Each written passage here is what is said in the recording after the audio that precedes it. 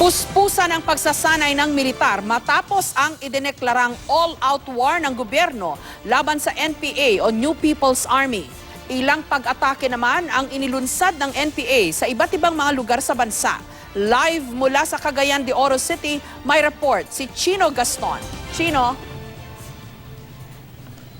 Ma'am Jess, unti-unti na nating nakikita itong epekto ng pagbawi ng ceasefire mula sa panig ng New People's Army at then syempre yung mula naman sa panig ng gobyerno, di lamang dito sa Mindanao kundi maging sa iba pang bahagi ng ating bansa.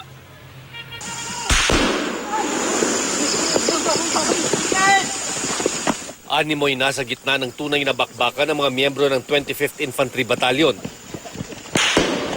Ito ang combat training sa kampo ng 10th Infantry Division sa Compostela Valley matapos i-anunsyo ang all-out war ng militar laban sa New People's Army o NPA.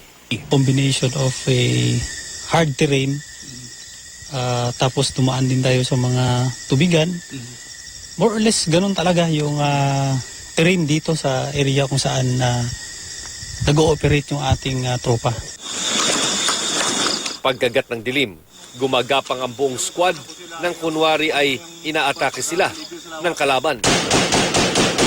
Pero sa bahaging ito ng ensayo, totoong pinauulanan ng bala ang mga sundalo. Yung pagiging kalmado ng ating mga tropa on how to react on each scenario na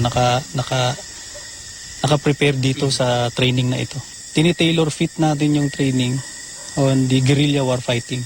Mahalaga ang pagsasanay na ito lalo pat 11 guerrilla front ng NPA ang nasa Davao Region at SOC Sergeant sa Mindanao. Isa umano sa mga leader dito ang consultant ng National Democratic Front of the Philippines o NDFP na si Ariel Arbitarario na naaresto sa Davao City noong Lunes. Standby! Sa Caraga Region naman, kompleto ang gamit ng mga sundalo mula sa mga bota, uniforme at bagong Remington R4 rifle. Mas maganda ito, sir. Bakit?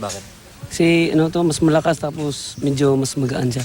Ang mga sibilyan, bagamat aminadong may mga nakikisimpatya sa NPA sa kanilang barangay, nakikiusap na huwag naman daw sana silang madamay. Iyon ang palagi.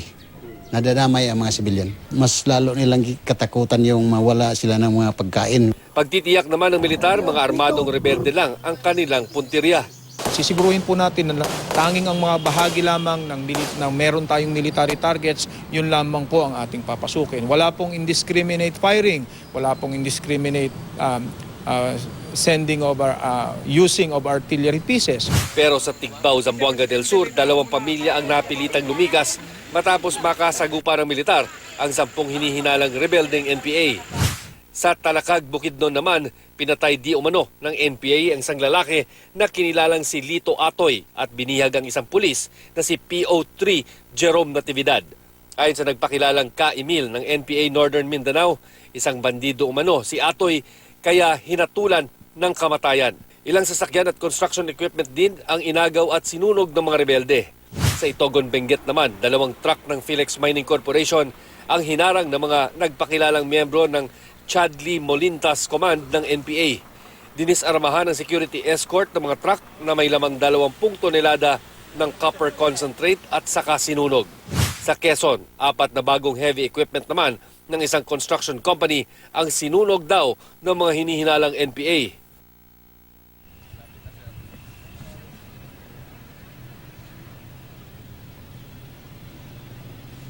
Ma'am Jess, di gaya ng mga nakaraang pag-utos ng gobyerno sa all-out war, let's say laban sa mga Muslim secessionist rebels o di kaya mga teroristang grupo dyan sa Central Mindanao o di kaya sa Southern Mindanao, yung conflict dito sa New People's Army dito sa Northern Mindanao at least, ay wala masyadong sustained fighting. No? Ibig sabihin, hindi masyadong matagal o nakikita itong bakbakan dahil classic guerrilla warfare nga ang inilulunsad ng New People's Army alinsunod sa kanilang doktrina sa pakikipaglaban. No? Kung kaya't hindi natin nakikita itong matagalang conflict na sanay na tayo na nakikita natin dyan sa ibang bahagi ng Mindanao. No? Pero ang pagtitiyak ng militar, may pagkikilos o may pagkilos ang puwersa ng gobyerno sa mga kabundukan at parang chess game daw sa ngayon. No? Kaya hindi masyadong nakikitang merong banggaan ng puwersa dahil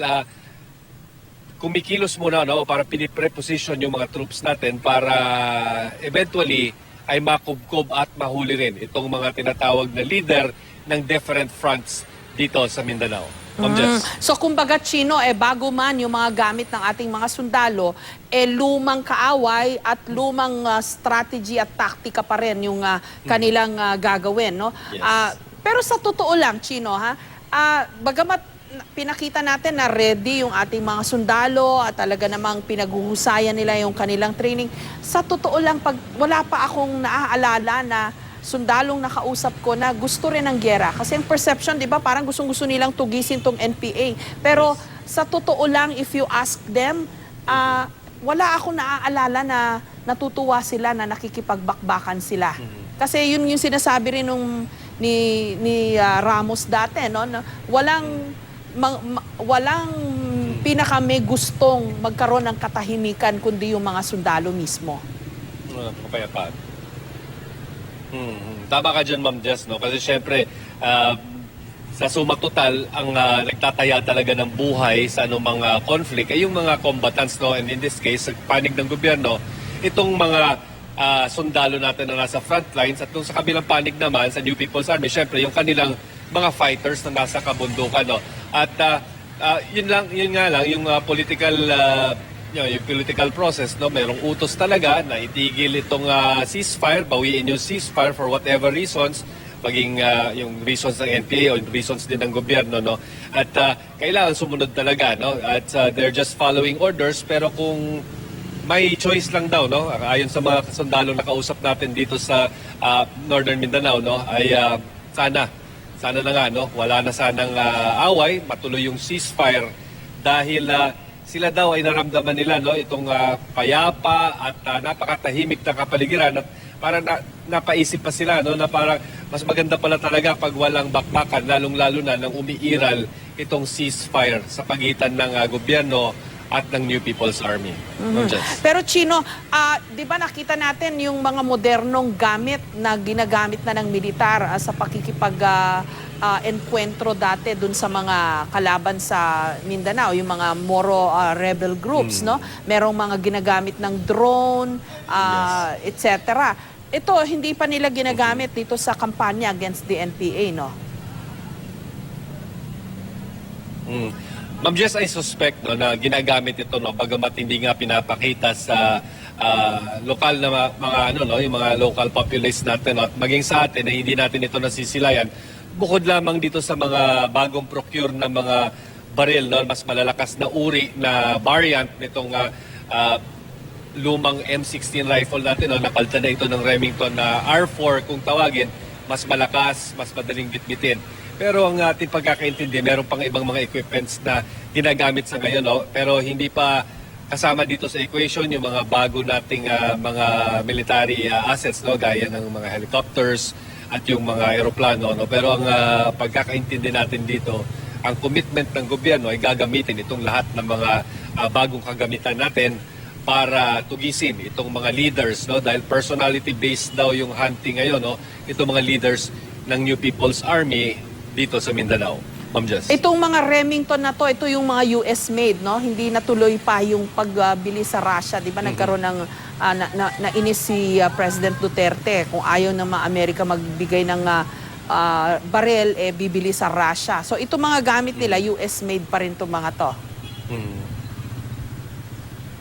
Yes, Remington is a US company, no, sa aking pagkakatanda. Yung this was acquired by our Armed Forces of the Philippines, no, sa isang deal, no, na binili rin naman natin ito, no. Yung naunsyaming deal na medyo nainis na nagkaunsyami, yung sa Philippine National Police na yun, Ma'am Jess, na bumibili rin ng halos kaparehong uri ng baril, no, same caliber and then same specs mula doon sa isang US supplier, no, na medyo nagkaroon nga ng problema dahil sa pahayag ng isang senator doon sa United States. Ma'am Jess. Maraming salamat sa iyo at ingat kayo dyan sa Cagayan de Oro at sa iba pang mga lugar ninyong pupuntahan. Chino Gaston.